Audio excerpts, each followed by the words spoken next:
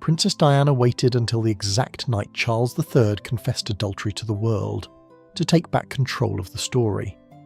As millions watched Charles admit the collapse of their marriage on national television, Diana stepped out of a car in London wearing black silk sapphires and a look so powerful that by the next morning, his confession had vanished from the front pages entirely. The world was no longer looking at Charles, it was looking at Diana. The timing felt impossible to ignore. Because behind the dresses, the sapphires and the glamour, Diana had quietly discovered something far more powerful than royal protocol. If she could not control the monarchy, she could control the image. This is the story of how Diana turned jewels into power. In February 1981, Prince Charles proposed to Lady Diana Spencer at Buckingham Palace.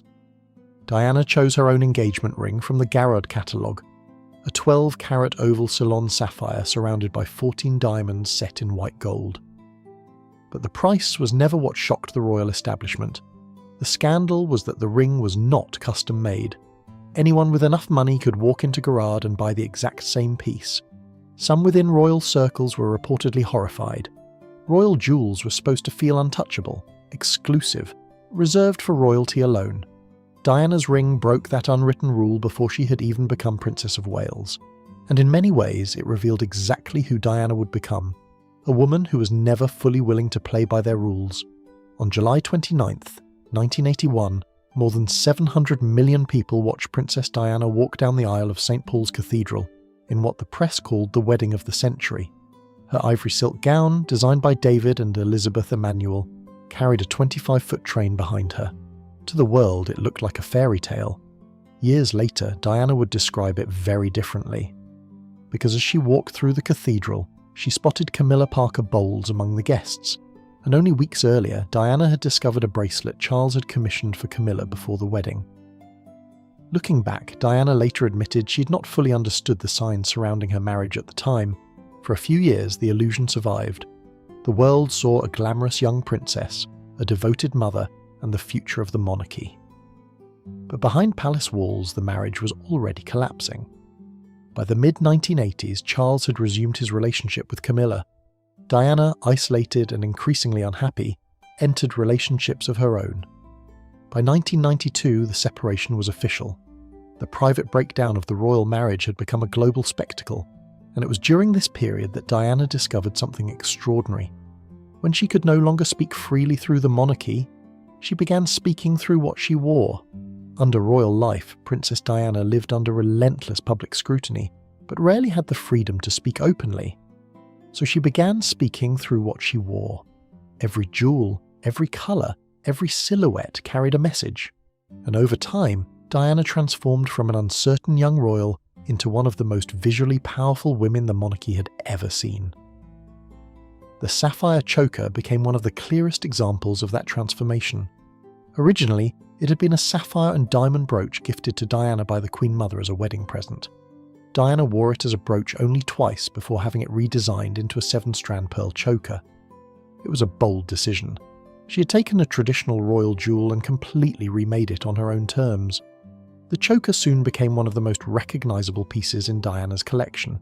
She wore it in 1985 at a White House dinner hosted by President Reagan, paired with a midnight blue velvet gown by Victor Edelstein. That was the night she danced with John Travolta, an image that would become one of the defining photographs of the decade. Over time, the choker seemed to follow the most important moments of Diana's public life, almost becoming a symbol of her transformation itself. But Diana's most unforgettable fashion statement came on the evening of June 29, 1994. That night, Charles III appeared in a televised interview with journalist Jonathan Dimbleby and publicly admitted adultery during his marriage to Princess Diana. Britain was watching, and one question immediately dominated the headlines. What would Diana do? She had a prior commitment that evening, a Vanity Fair gala at the Serpentine Gallery. She could have disappeared from public view completely. Instead, she made one of the most famous decisions of her life. Diana had originally planned to wear Valentino, but after the fashion house prematurely revealed details of the outfit to the press, she changed her mind at the last moment. Instead, she chose a black off-the-shoulder cocktail dress by Greek designer Christina Stambolian, a dress she had owned for years but considered too daring to wear publicly. She paired it with black heels, sheer stockings, a dark red manicure, and the sapphire pearl choker. When Diana stepped out of the car outside the Serpentine Gallery, the reaction was immediate. The look was elegant, daring, and impossible to ignore. The next morning, newspapers across Britain were dominated not by Charles's confession, but by Diana. One tabloid famously declared, "Revenge is chic." The black dress instantly became known as the revenge dress, one of the most iconic fashion moments of the 20th century. But the symbolism behind it ran deeper than most people realised. Royal women traditionally wore black only during periods of mourning. Many interpreted Diana's appearance as something more than fashion, a public farewell to the marriage itself.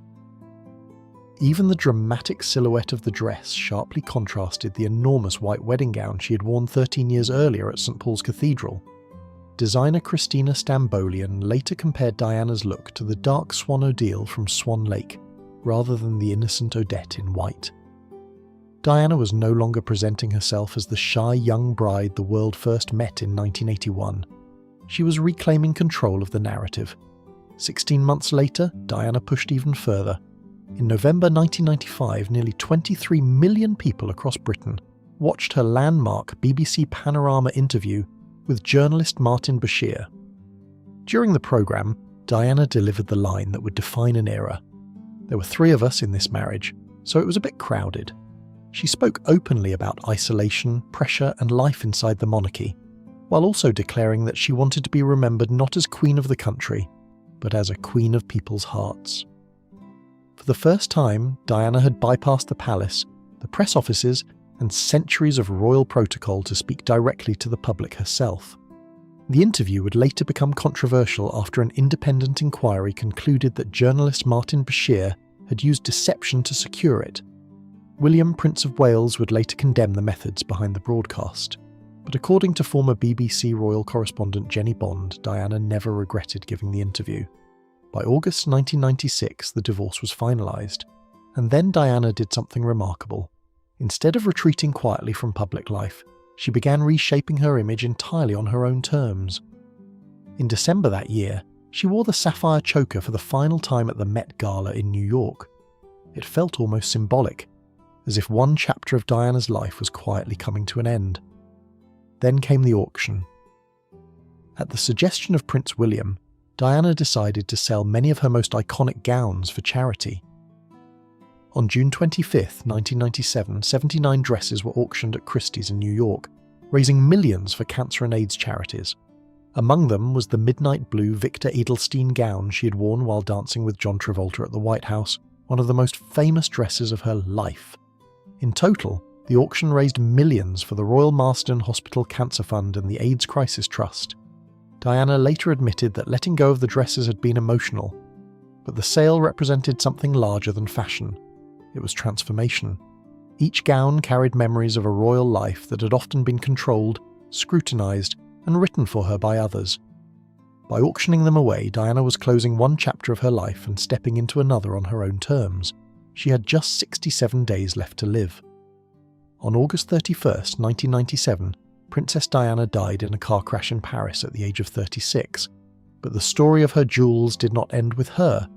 Prince Harry inherited Diana's famous sapphire engagement ring, the same ring that had once shocked parts of the royal establishment for being chosen from a catalogue rather than custom-made. Years later, Harry passed it to his brother William, Prince of Wales, so he could propose to Catherine, Princess of Wales. Today, the sapphire once criticised as the commoner's sapphire sits on the hand of the future Queen of Britain. Nearly 3 decades after her death, Princess Diana remains one of the most recognisable and influential figures in modern royal history. Her dresses, jewels, and personal style continue to attract global fascination, with auctions of her wardrobe still selling for extraordinary sums.